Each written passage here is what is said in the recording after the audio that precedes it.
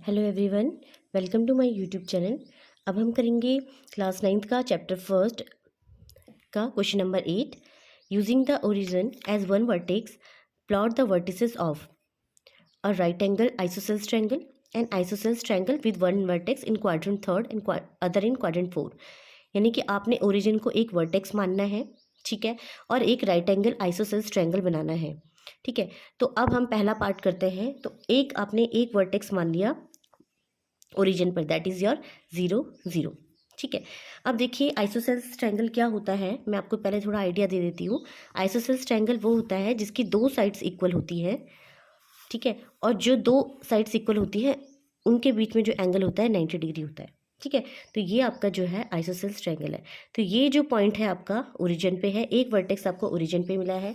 अब क्योंकि ये इक्वल है, इसका मतलब जितना आप एक्स एक्सिस पे चलोगे उतना ही वाई एक्सिस पे चलोगे। तो लेट सपोज मैं 4 जो है एक एक्स एक्सिस पे चल रही हूँ, इसके कोऑर्डिनेट 4 एंड 0 हो जाएंगे, एंड वाई एक्सिस पे मैं 4 चल रही हूँ क्योंकि इक्वल होना चाहिए, तो इसके कोऑर्डिनेट 0 एंड 4 हो जाएंगे।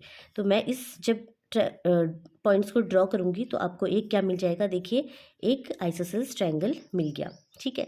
तो फर्स्ट क्वेश्चन हो गया, अ राइट एंगल आइसोसेल्स ट्रायंगल, इसके वर्टिसेस लिखने हैं। तो देखिए मैं इसको नेमिंग कर देती हूँ, इसको ए मान लेती हूँ, इसे बी मान लेती हूँ और ये ओ मान लेती हूँ। तो ट्रायंगल ए ओ बी, ठीक है। तो vertices of A is 0 and 4, vertices of O that is your 0 0, and vertices of B that is 4 and 0। तो ये फर्स्ट पार्ट आपका हो गया, ठीक है। अब बात करते हैं क्वेश्चन नंबर सेकंड की। तो क्वेश्चन नंबर सेकंड बोल रहा है N isosceles triangle with one vertex in quadrant third and the other in quadrant four. तो आपने आइसोसेल्स ट्रायंगल बनाना है जिसका एक वर्टेक्स क्वाड्रेंट 4 में आना चाहिए और एक वर्टेक्स आपका क्वाड्रेंट थर्ड में आना चाहिए, ठीक है। तो देखिए आपको आइसोसेल्स ट्रायंगल इक्वल होना चाहिए।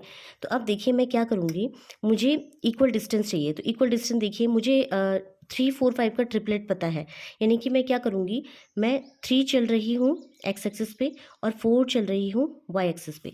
तो मेरे पास जो है एक वर्टिसेस ये मिल गया, ठीक है। दूसरा मैं 3 चल रही हूँ एक्स एक्सिस पे एंड वाई चल रही हूँ 4 वाई एक्सिस पे, तो दूसरा मिल गया ये।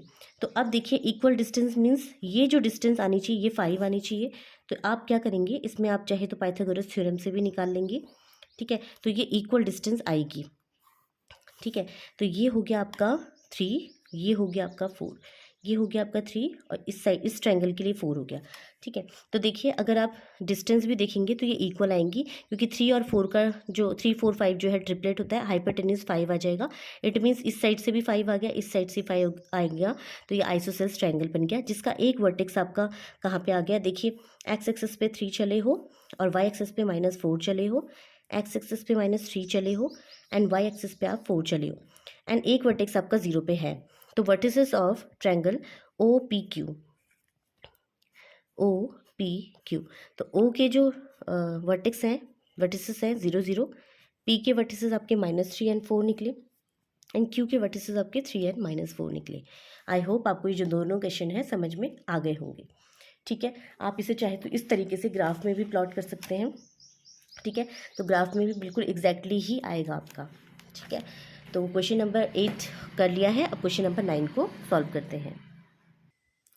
अब देखिए क्वेश्चन नंबर 9 को सॉल्व करने के लिए आपको मिड पॉइंट का कॉन्सेप्ट आना चाहिए। तो क्वेश्चन को पहले रीड करते हैं। The following table shows the coordinates of points S M T in each case whether M is mid point of segment S T, justify और आंसर। तो एक्चुअली में क्या बोलना चाह रहा है, आपके पास एक एस टी लाइन है, ठीक है, एक एस टी लाइन है जिसके x1 और y1 कोऑर्डिनेट्स है और इसके x2 एंड y2 कोऑर्डिनेट्स है, और इसका एक मिड पॉइंट है जिसको हमने m से डिनोट किया है, इसको एक्स वाई मान लेते हैं, ठीक है। तो ये बोल रहा है अगर s जो है -3, हर एक केस में निकालना है। अगर x1 जो है -3 है, y1 जो है 0 है, t जो है 3 है, सॉरी x2 जो है 3 है एंड y2 जो है 0 है, तो मिड पॉइंट आपके 0 0 आएंगे। तो देखिए मिड पॉइंट फॉर्मूला अगर हम निकालें तो ध्यान रखिए क्या होता है, m is equal to x1 plus x2 upon 2।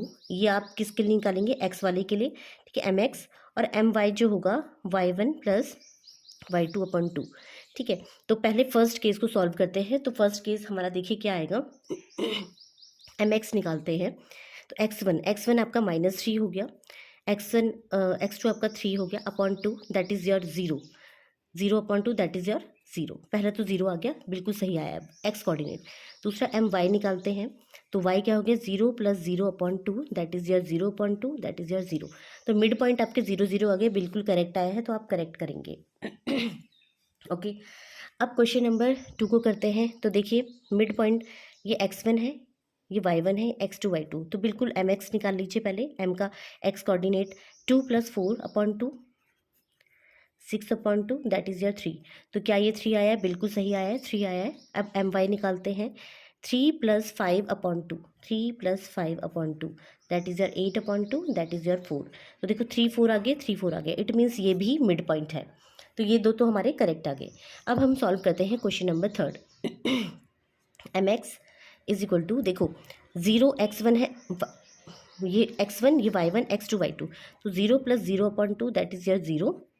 M Y निकालेंगे तो 0 - 10, 0 प्लस माइनस माइनस होता है (2) that is your -10/2 that is your -5।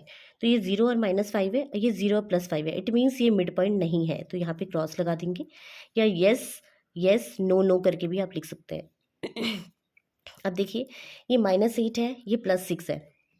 M x निकालते हैं, -8 + 6/2 यानी एक्स कोऑर्डिनेट को सॉल्व कर रहे हैं, -2/2 that is your -1। M Y आप निकालेंगे तो क्या आएगा 7 - 3/2 that is your 4/2 that is your 2। तो -1 और 2, यहाँ पे -1 और 2 नहीं है, इट मीन्स ये भी मिड पॉइंट नहीं होगा। आई होप आपको ये जो क्वेश्चन है समझ में आ गया होगा। इसका की पॉइंट जो है वो ये है, ठीक है, जिसे आप यूज़ करेंगे। अब क्वेश्चन नंबर 10 को सॉल्व करते हैं। तो क्वेश्चन नंबर 10 को रीड करते हैं। Use the connection you found to find the coordinates of B given that m - 7 1 is the mid point of a and b। यानी कि m जो है मिड पॉइंट दे रखा है आपको ऑलरेडी, ठीक है, m आपका मिड पॉइंट है, और a और b के कोऑर्डिनेट्स दे रखे हैं 3 - 4 एंड b के हैं x एंड y, और m के हैं -7 1। अब हम क्या करेंगे, हमारे पास जो फॉर्मूला होता है, ध्यान रखिए, हम लिखेंगे एम एक्स, एम का जो एक्स कोऑर्डिनेट है ये वाई कोऑर्डिनेट है, यहाँ पे एक्स वाई दे रखा है तो हम x1 y1 ले लेंगे, ठीक है। तो mx1 हमें दे रखा है, क्या दे रखा है, xa + xb/2। जैसे हम x1 और y1 करके लेते थे ना, x1 x2/2, वैसे भी a के कोऑर्डिनेट को x बोल देंगे, b के कोऑर्डिनेट को xb बोल देंगे। तो xa आपका क्या हो गया 3 + x/2, और mx1 हमने क्या निकाला है -7, 7 2 जा हो गया 14 इज इक्वल टू 3 + x। तो -14 - 3 इज इक्वल टू x, +3 उधर जाएगा तो -3, तो -17 is equal to x। x की वैल्यू क्या आ गई -17, यानी एक वैल्यू आपकी -17 आ गई। अब हम क्या करेंगे, एम y1 निकालेंगे। y1 मतलब हम y कोऑर्डिनेट लेंगे, तो ya + yb/2, ठीक है। तो ya क्या हो जाएगा, ya की वैल्यू है -4 + y/2, और my1 क्या हो गया 1 हो गया। तो 2 × 1 2 -4 + 1/2, 2 2 जा 4 हो जाएगा, एक मिनट, ये 1 है सॉरी, 2 1 जा 2 हो जाएगा is equal to -4 + y is equal to 2 + 4 that is your 6। तो y की वैल्यू क्या आ गई 6 आ गई, और x की वैल्यू क्या आ गई -17। तो -17 और 6 आपने निकाल ली। तो क्वेश्चन में यही बोल रहा है कि आपने bxy की वैल्यू निकालनी है to find the coordinates of b, ठीक है। तो आई होप आपको जो दोनों क्वेश्चन है समझ में आए होंगे। Thanks for watching.